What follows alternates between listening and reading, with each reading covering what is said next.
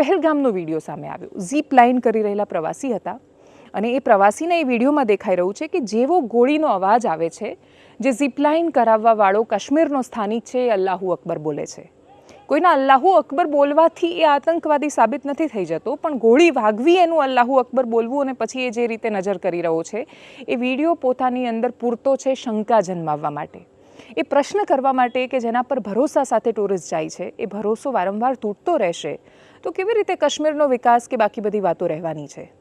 પાકિસ્તાનના અનેક ટીવી ચેનલ્સના, ત્યાંના ડિફેન્સ મિનિસ્ટરના ઘણા બધા સોશિયલ મીડિયા અકાઉન્ટ આપણે ભારતમાંથી સસ્પેન્ડ કરવા પડ્યા છે અને પ્રતિબંધ લગાવવો પડ્યો છે, એટલા માટે કેમ કે એ માત્ર ખોટી માહિતી આપીને ઉત્તેજના ફેલાવી રહ્યા હતા।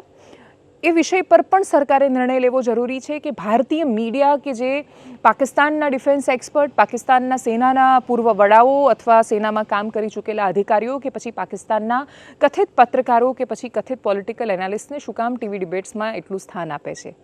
એમને જ્યારે ટીવી ડિબેટ્સમાં સ્થાન આપવામાં આવે છે ત્યારે બહુ સ્વાભાવિક છે કે એ પોતાનો પક્ષ મૂકે છે અને આ સમય બંને બાજુનો પક્ષ સાંભળીને કોઈ બેલેન્સ ચર્ચા આપવાનો છે નહીં। એ ચર્ચા બધાને ખબર છે કે ટીઆરપી માટે થતી હોય છે, બધાને ખબર છે કે એવું ઈચ્છે છે કે 4 માણસો ભેગા થઈને પાકિસ્તાનવાળાને ધોઈ નાખીશું અને લોકોને બહુ જ મજા આવશે। એટલે નેતાઓ પણ જો અપીઝમેન્ટ માટે કામ કરવા માંડે કે લોકો ખુશ થવા જોઈએ, પત્રકારો પણ અથવા ટીવીની સંસ્થાઓ પણ જો લોકોને ખુશ કરવા માટે કામ કરવા માંડે તો પછી આમાં નેશનલ સિક્યોરિટીનો સવાલ ક્યાં રહેવાનો છે।